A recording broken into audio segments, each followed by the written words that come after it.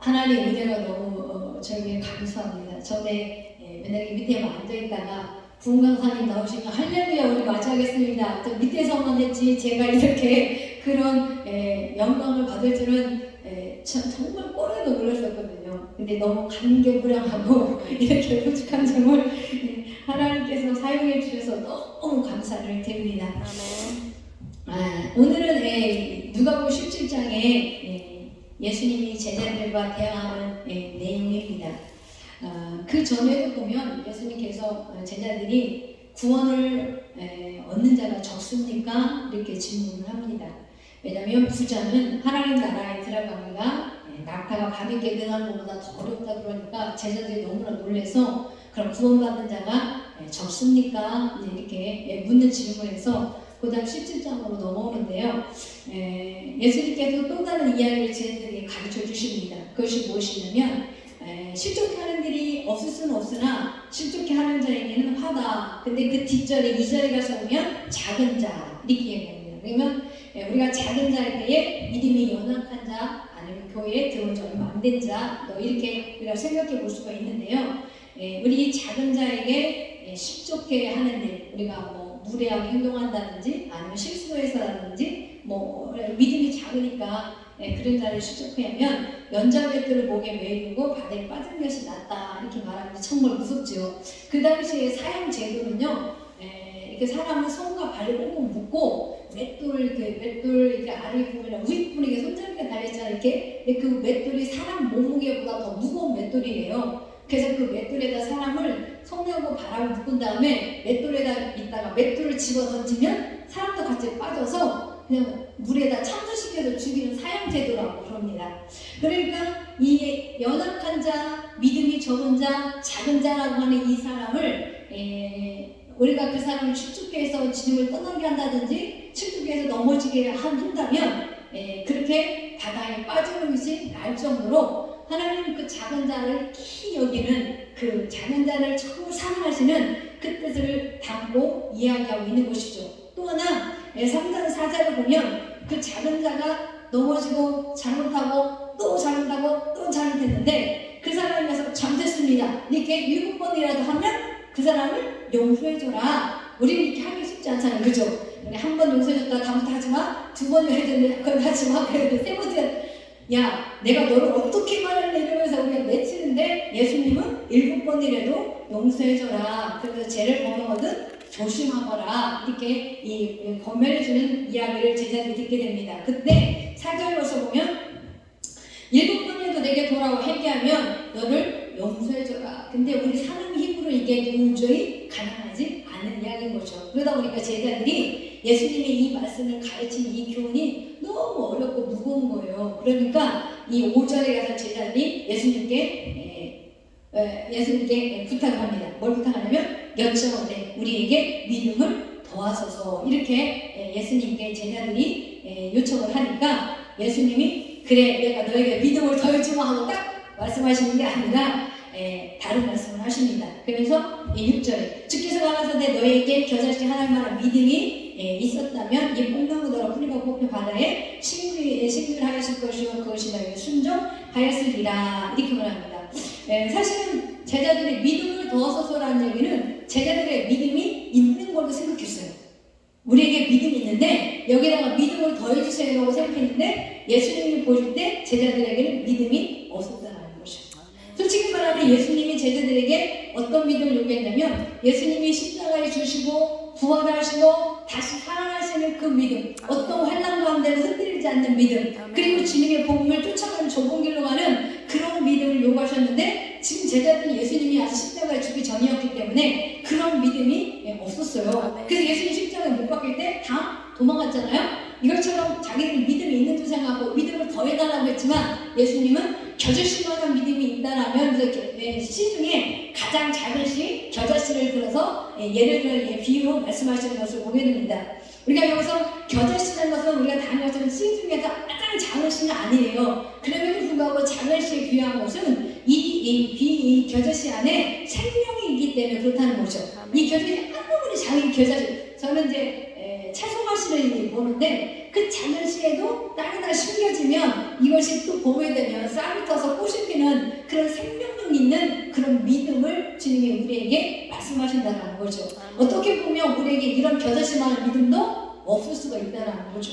그래서 예수님은 이 겨자씨가 너무 작지만 땅에 심겨져서 생명이 다시 살아나서 나무가 되고 새가 와서 깃드는 그런 나무가 되는 것처럼 너에게 이런 믿음, 작은 만한 믿음이 있어도 이런 기적이 너에게 볼 것이다, 이렇게 이야기하고 있는 것이죠. 그러니 저와 여러분도 나도 믿음이 있다라고 하지만 사실은 믿음이 없을 때가 너무나 많이 있다는 것이죠. 그래서 우리는 주님 앞에 우리에게 믿음을 주십시오라고 기도를 해야 될 줄 믿습니다.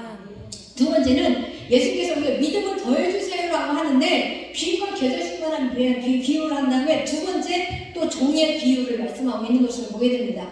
너희 중에 네게 밭을 갈거나 양을 치거나 하는 종이 있어 밭에서 돌아오면 쳐다보고 와 앉아서 머무라 할 자가 있느냐, 이런 종의 비유를 듣는데 저는 이 말씀을 읽으면서 아니 제자들에게 믿음을 더해주세요 라고 하는데 왜 이 종의 비유를 예수님이 말씀하셨을까? 믿음을 더해주는데 종의 비유가 무슨 관계가 있을까? 저는 사실 이 말씀을 처음에 못 깨달았어요. 그리고 몰랐어요. 왜 믿음을 더해주는데 왜 종의 비유를 주님께서 말씀하고 있는 것일까? 안 맞는 것 같고 무슨 뜻으로 말하는 것인가 잘 못 깨달았어요. 근데 이제 시간이 이렇게 지나면서 계속해서 이제 주님이 알게 하시는 건 무엇이냐면 우리가 구원받는 데 있어서 아까 16장이 넘어가면 구원받는다고 적습니까? 이렇게 이야기를 하거든요, 제자들이. 그러면서 부자에 대해서 이야기하고 그 다음에 17장이 넘어서 우리에게 하나님 나라의 그 교훈을 가르쳐 주시면서 제자들이 우리 믿음을 더해주세요 라고 했을 때 제자들이 종의 비유를 오늘 예수님이 말씀하고 있는 것을 보면 우리가 믿음으로 말미암아 구원을 얻었지만 믿음으로 말미암아 또 성화되어지고 하나님 영화의 자리에 들어가는 줄 믿습니다.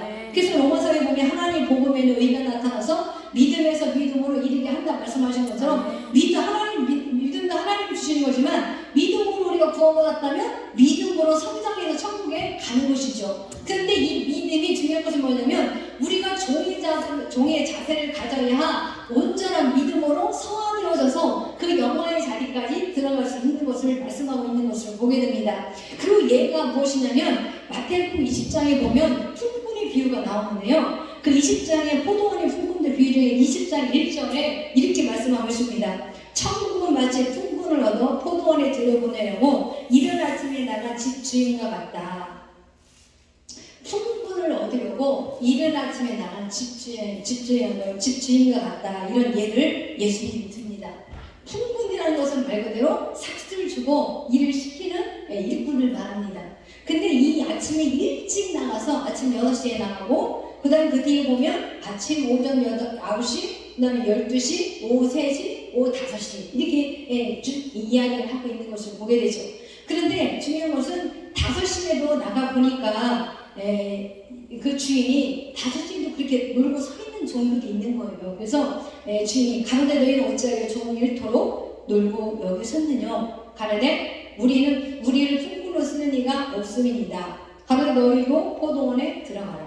우리를 품꾼으로 써준 사람이 없어 종일토록 길거리에서 그렇게 서 있는 그들을 주인이 들어가라 해서 들어가서 이제 1시간만 일하고 8시에 이제 일을 마치게 됩니다. 그 마칠 때에 삭스를 똑같이 주는 것이죠. 똑같이 줘요. 그래서 똑같이 줬는데 이 똑같이 주는 걸 보고 먼저 온 자들이 불만과 불평을 품습니다. 여기 20장 10절에 보면 먼저 온 자들이 와서 더 받을 줄 알았더니 저희도 한 데나리온씩 받은지라. 그랬더니 11절에 받은 후 이 데나리온을 약속했던 품꾼의 삭스를 받은 다음에 그 품꾼이 하는 말이 집 주인을 원망하여 가로되 나중은 이 사람들은 1시간만 일하였거늘 저희를 종일 수고와 더위를 견딘 우리와 같게 하였나이다. 이렇게 원망을 했다는 거예요.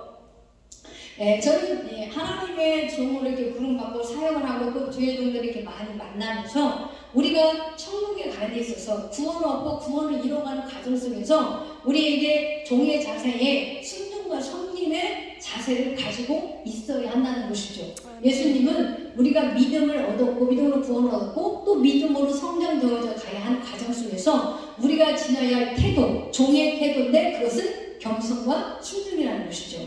오늘 여기서 보면 그런 거잖아요. 아침 6시에 나간 풍부는요, 자기가 능력이 있어서 자기가 일할 만한 자격이 돼서 자기가 어떤 남보다 뛰어난 힘이 있어서 풍분으로 발탁된 게 아니에요. 하나님께서 그분에게 은사와 능력과 지혜와 그분이 할 수 있는 힘을 주시지 않으면 그 사람은 풍분으로 쓰임 받을 수가 없는 거죠. 사실은 종일토록 바깥에서 서 있었던 5시까지 서 있던 사람들은요, 그 풍분으로 쓰기에 그 사람들은 적합하지 않은 사람이었던 거죠. 아무도 돌아보지 않는다는 것은 우리가 사람도 돈 주고 일 시킬 때 일할 만한 사람을 시키잖아요. 그죠? 저 사람 갖다 뭐냐, 비리비리해 삽질도 못하겠다. 이런 사람 안 쓰잖아요. 그죠? 그러니까 저 하다가 저 비리비리 해가지고 괜히 기계만 분질러 먹고 다치기만 하면 손해보겠다는 사람 안 쓰잖아요. 근데 그 종일토록 서 있는 사람이 있음에도 불구하고 이른 아침부터 그 사람을 품고 쓴다는 것은 내가 남보다 더 은사나 능력이나 지혜나 어떤 모든 면이 뛰어나기 때문에 이른 아침에 발탁이 된다는 거죠. 그러니까 이것은 내 힘으로 내 능력이 된 게 아니라 하나님이 그분에게 그 일꾼에게 그런 힘과 은혜와 능력과 지혜와 어떤 뭘 주지 않았다면 그 사람은 발탁되지 않았다는 거죠.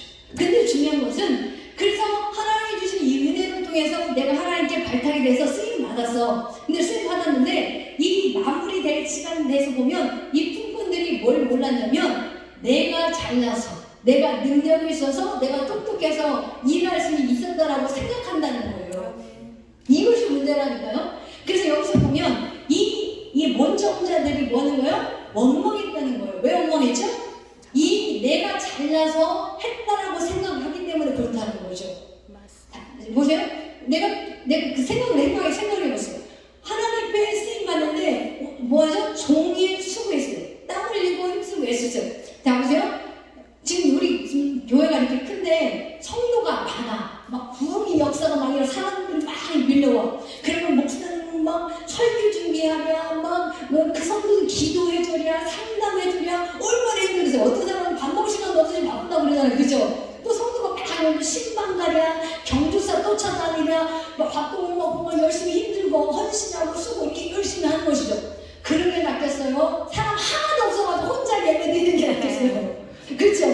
네? 그렇잖아. 하나님이 내게 그런 능력을 주고 사람들을 보내셔서 저희들 수고하고 밥 먹을 시간도 없고 맨날 분리하고 맨날 병자 고치고 맨날 하나님 일하면서 아이고 죽었네 아이고 죽었네 아이고 힘들어 아이고 이런 게 행복했어요. 아무 나라서 혼자 주여 언제나 사람 보내시겠습니까? 이런 게 낫겠어요. 그죠?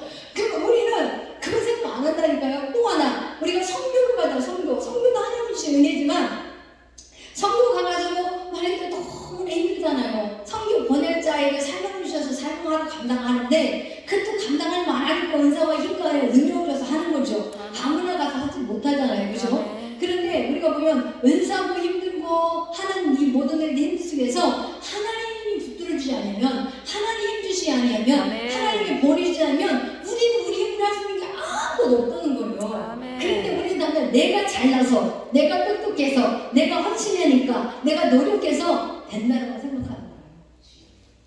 그런 거 있잖아요. 은사 사역하시는 분이 있는데 사람들이 엄청나게 몰렸대요. 몰렸는데 지금은 사람이 없다는 거예요. 근데 그분이 그러시는 거예요. 전에는 내가 진짜 능력인 줄 알고 내가 잘한 줄 알았대. 근데 사람이 하나도 안 오니까 내 힘으로 할 수 있는 게 하나도 없더라. 아멘. 하나님이 주시는 거였구나. 하나님이 하시는 거였구나라고 고백을 한다는 것이죠.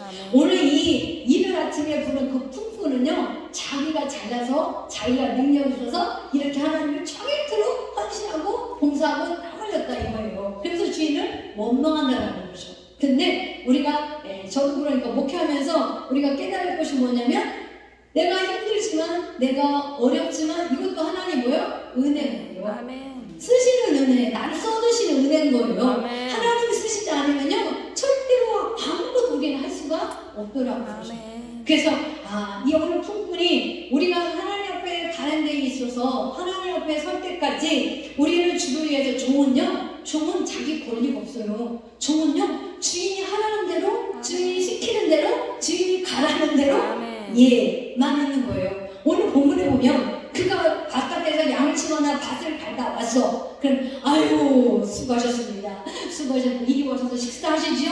할 사람이 있겠느냐? 너는 와서 일하고 왔는데 몸 얼마나 힘들고 피곤하겠어요. 그죠? 그럼에도 불구하고 나 지금 밥 먹을 거니까 내 삶을 차리고 넌 기다리고 서 있어. 그래 내가 밥 다 먹은 다음에 너 와서 밥 먹어. 이렇게 한다는 거죠. 근데 그렇게 함에도 불구하고 종은 뭐라고 했는다는 거예요? 10절에 이와 같이 너희도 명령을 받은 것을 다 행한 후에 이르기를 우리는 무익한 종이라 우리가 하여야 할 일을 한 것뿐이라 할지니라. 우리는 그냥 무익한 종이라는 거예요. 근데 중요한 건 오늘날 목사님들이 하신 말씀이 뭐냐면 다 자기는 유익한 종이라는 거예요.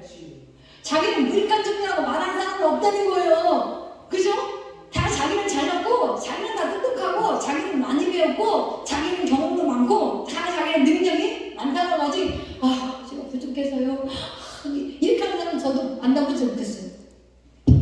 이것처럼 우리가 종의 자세로 겸손과 오직 순종만이 우리에게 있을 뿐이라는 거죠. 그분이 나를 부르셨고 그분이 나를 쓰시고 그분이 나에게 은혜와 힘과 능력을 줬다면 우리는 종의 자세로서 겸손과 순종만 있어야 할 뿐이라는 것이죠. 이것이 우리가 하나님 나라에 가는 데까지 잃어버리지 말아야 할 우리의 자세, 종의 자세라고 주님은 우리에게 믿음을 더해 주시려 하는 그 제자들의 응답이었다는 거죠. 또 하나 또 무엇을 보면요. 그 누가복음 18장에 보면 누가 나오냐면요. 바리새인과 세리의 성전에 올라가서 기도하는 장면이 나와요. 그것이 무엇이냐면 누가복음 18장인데요. 여기서 예수님께서 비유를 들어서 이야기해요. 18장 9절에 보면 또 자기를 의롭다고 믿고 다른 사람을 멸시하는 자들에게 이 비유로 말씀합니다. 이거는 기도에 대한 비유예요. 18장 1절부터는 기도에 대한 비유 중에서 성전에 기도하러 올라간 바리새인과 세리의 비유거든요. 그런데 이분들이 하나님 성전에 올라가서 하나님께 기도하는 그들의 자세를 보면 바리새인의 기도는 이렇습니다. 바리새인은 서서 따로 기도하여 가로되 하나님이여 나는 다른 사람들 곧 토세 불이 간음을 하는 자와 같지 아니하고 이 세리와도 같이 아니함을 감사하나이다. 나는 일에 두 번씩 금식하고 또 소득의 11조를 드리나이다. 이렇게 이야기하고 있는 것을 보세요. 우리가 입에서 나오는 말이 그 사람의 영이죠. 그 사람 입에서 나오는 것이 그 사람의 사상이죠. 그 사람 입에서 나오는 것이 그 사람의 신앙과 믿음입니다. 그죠? 그 사람 입에서 나오는 것이 그 사람의 인격인데 오늘 이 바리새인은 어떻게 생각했냐면 나는 일에 두 번씩 금식을 하고 하나님께 11조를 온전히 드리면서 이 불의와 토색과 간음을 하지 않게 하고 이 세리와도 같지 않음을 감사했어요. 사실 우리 기도가 잘못됐죠. 어떤 기도가 되냐면 하나님 제게 은혜를 주셔서 내가 이렇게 기도할 수 있는 은혜를 주시니 감사합니다. 내가 11조 할 수 있는 은혜를 주셔서 감사합니다. 하나님 내가 빌어먹지 않고 남을 훔치지 않고 불의를 행하지 않도록 하나님께서 환경을 열어주시고 은혜를 주시고 힘을 주시니 감사합니다. 이렇게 되는데 이 사람은 바리새인은 어떻게 기도하냐면 저 사람과 같지 않음을 감사합니다. 내가 불의하게 하지 않은 것을 감사합니다. 내가 한 것처럼 된다는 거예요. 내가 잘나서 내가 잘해서 이렇게 됐다라고 이야기한다는 거죠. 그러니까 우리가 신앙생활할 때 잘못되고 있는 것이 뭐냐면 내가 하는 것처럼 착각할 때가 너무 많이 있다는 것이죠.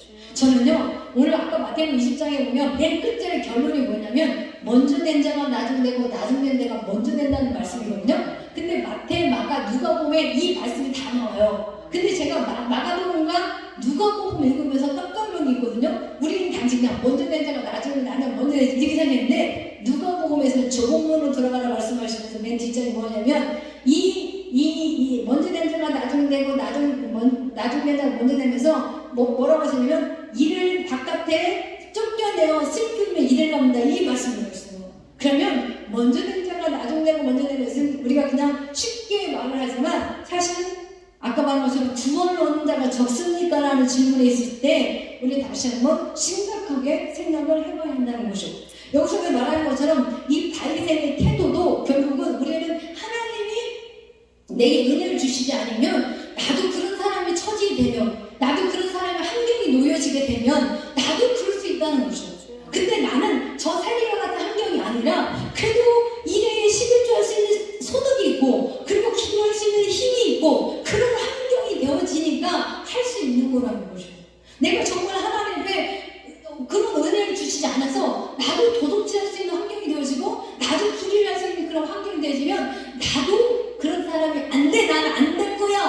나를 자신 있게 말할 그런 인생은 아무도 없다는 거죠. 그래서 내 인생에 대해서 누군가를 자신 있게 나는 이런 사람이라고 말하는 것 자체가 사실은 모순인 거죠. 그래서 오늘 여기서 바리새인이 저는 이 말씀을 읽으면서 그랬어요.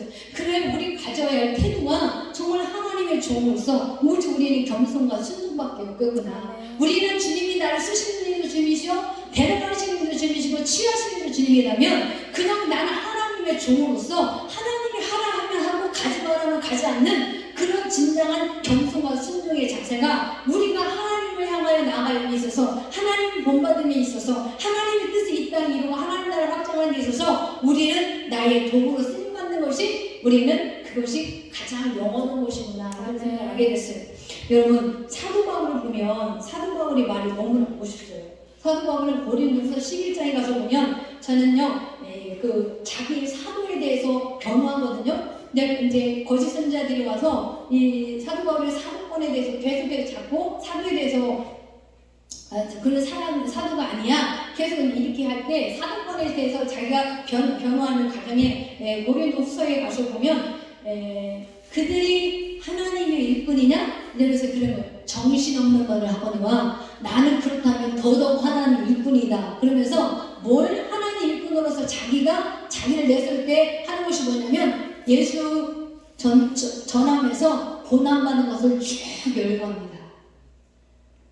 자지 못했고 배고팠고 춥고 헐벗었고 사실 하나 감암매를 3번이나 맡았고 파손했고 돌에 맞았고 감옥에 갇혔고 이런 일을 쭉 하는 것을 보게 돼요. 그런데 고린도전서 15장에 가서 보면 바울은 이렇게 고백합니다. 나는 사도 중에 가장 작은 자라. 나는 하나님의 교회를 박해하였으므로 사도라 칭함받기를 감당하지 못한 자니라. 그러나 내가 나된 것은 하나님의 은혜로 된 것이니 내게 주신 하나님의 은혜가 헛되지 아니하여 내가 모든 사도보다 더 많이 수고하였으나 내가 한 것이 아니요 오직 나와 함께 하신 하나님의 은혜로다. 사도 바울은 하나님 앞에 내가 나이가 된 것은 하나님의 은혜로 된 것이다. 내가 모든 사도보다 더 많이 수고했다. 그러나 수고한 것이 내가 한 게 아니라 오직 나와 함께 하신 하나님의 은혜다. 이렇게 고백하는 거죠. 여러분, 하나님의 은혜가 아니면 우리는 아무것도 할 수 있는 게 없더라. 하나님이 주시니까 하는 거예요. 하나님이 쓰시니까 순종하는 거예요. 하나님이 쓰시니까 나를 영화롭게 하는 거예요. 그죠?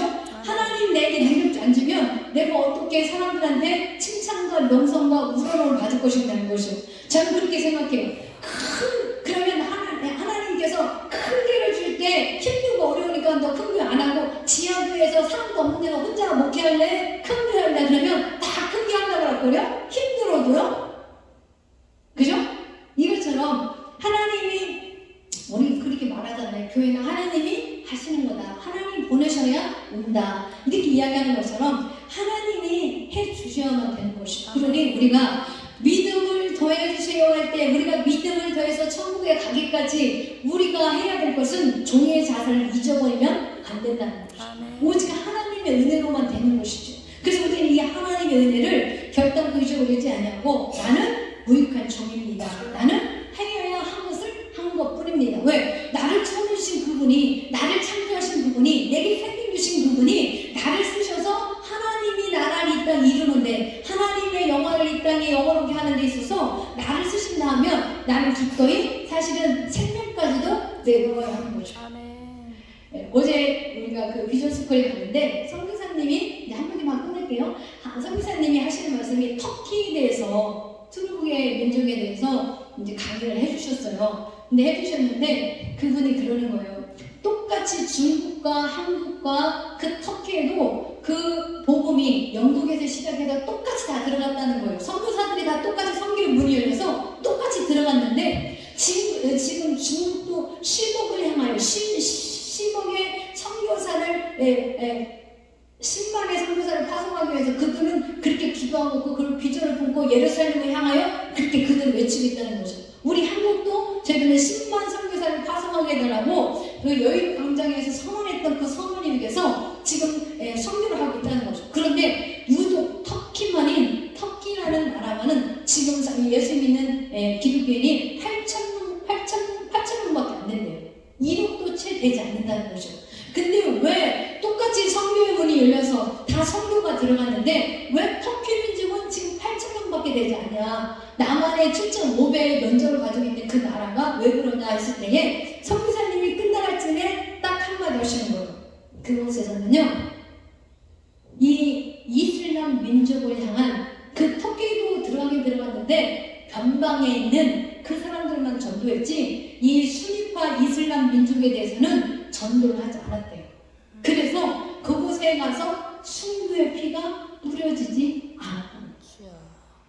그래서 성경 피가 뿌려지지 않았기 때문에 그곳에는 전도가 되지 않고 터키 민족은 거의 90%가 이슬람에 다 종교를 가지고 있다는 것이죠. 그래서 그 땅에 신구의 피가 뿌려지게 해달라고 기도를 하자고 우리 기도하는데 사실 저는 기도가 사실 잘 안 되더라고요.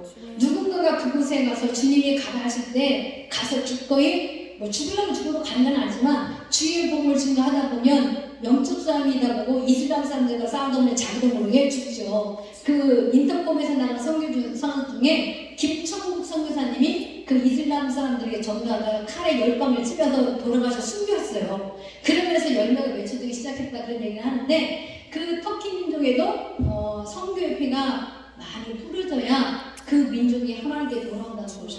이것처럼 하나님이 주의 종에 가라 하면 하나님께서 가라 할 때 하나님께는 내가 너를 택하고 내가 너를 나의 소유로 삼아서 내가 너를 쓰고 싶다고 할 때 기꺼이 주님 이사야처럼 내가 여기 있나이다 고백하며 우리는 온전히 겸손과 순종으로 하나님 앞에 나갈 때에 나를 부르신 목적, 나를 사용하시는 목적, 나를 택한 그 하나님의 목적이 이 땅에 이루어지게 될 줄 믿습니다. 그러니 내가 이렇게 했는데 하나님 나에게 주세요.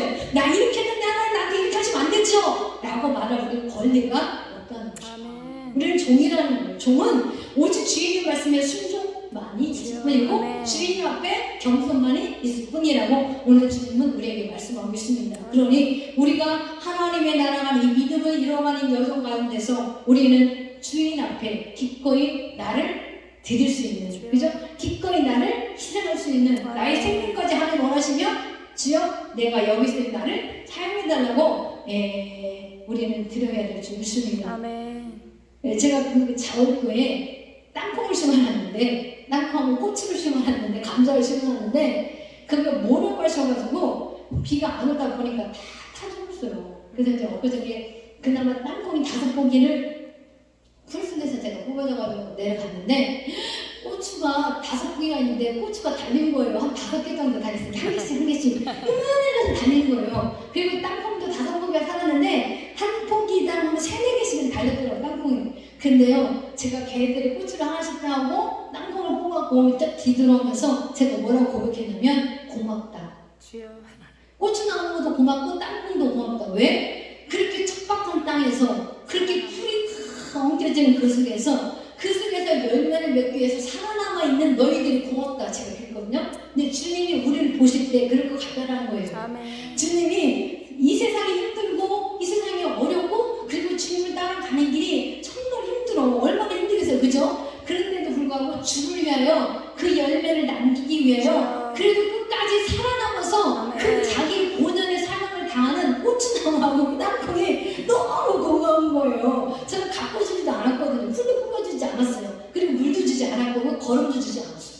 근데 걔네들이 떠나서 열매를 맺는 거 보고 걔네가 그렇게 고마운 거예요. 근데 주님이 나를 볼 때, 여러분을 볼 때 주를 위해서 그렇게 헌신하는 그 삶이 고맙다. 주님 앞에 갔을 때 그래 네가 나를 위해 수고해줘서 고맙다. 네가 나를 위해서 애써줘서 고맙다. 네가 살아남아줘서 고맙다. 네가 나를 위해 희생해줘서 고맙다. 이런 칭찬을 주님께서 하시지 않을까 저는 그런 생각을 해봤어요. 여러분 저희는 무익한 종입니다. 우리가 주님 앞에 갈 때는 무익한적으로 주님 말씀하셔서 제가 순종하겠습니다라는 자세를 우리가 끝까지 믿음으로 승리하시길 주의 이름으로 간절히 축원드립니다. 기도하겠습니다.